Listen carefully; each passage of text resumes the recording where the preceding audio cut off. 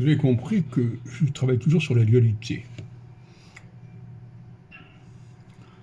Toujours une phase et une phase qui rééquilibre et qui compense.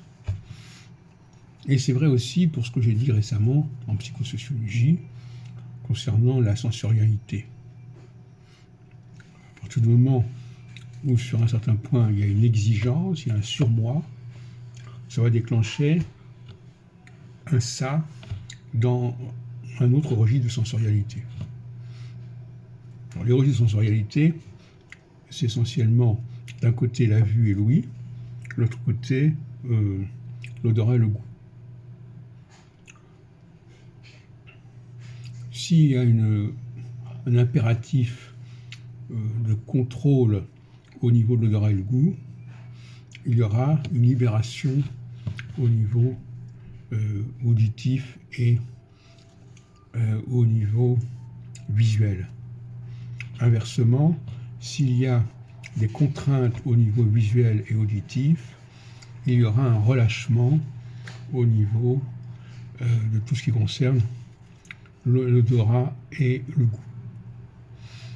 Alors, concernant l'odorat et le goût, je pense par exemple à l'alcoolisme.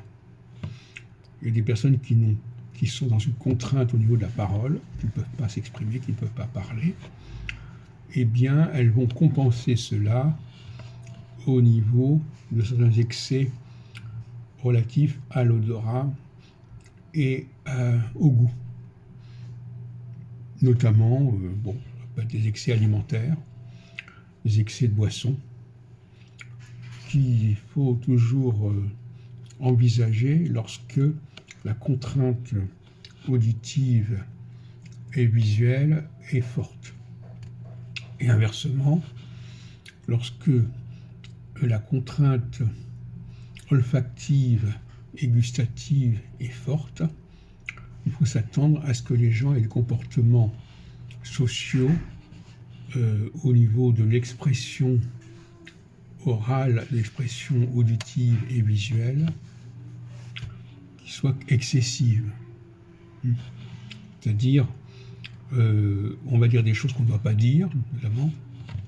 On va adopter une certaine apparence qui peut être choquante, qui peut être provocatrice. Tout ça, c'est de la dualité.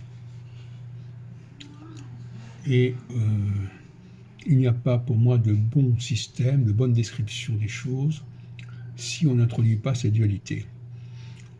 Et ça veut dire aussi qu'il faut toujours en revenir à la dualité. Dès qu'on dépasse le stade de la dualité, dès qu'on est dans le 7, le 10, le 12, etc., ça ne fonctionne pas. Il n'y a pas de cohérence, il n'y a pas de clarté. C'est pour ça que toute astrologie fondée sur les 12 signes zodiacaux, fondée sur les 10 planètes, est à rejeter parce qu'elle ne permet pas de faire apparaître une véritable dualité.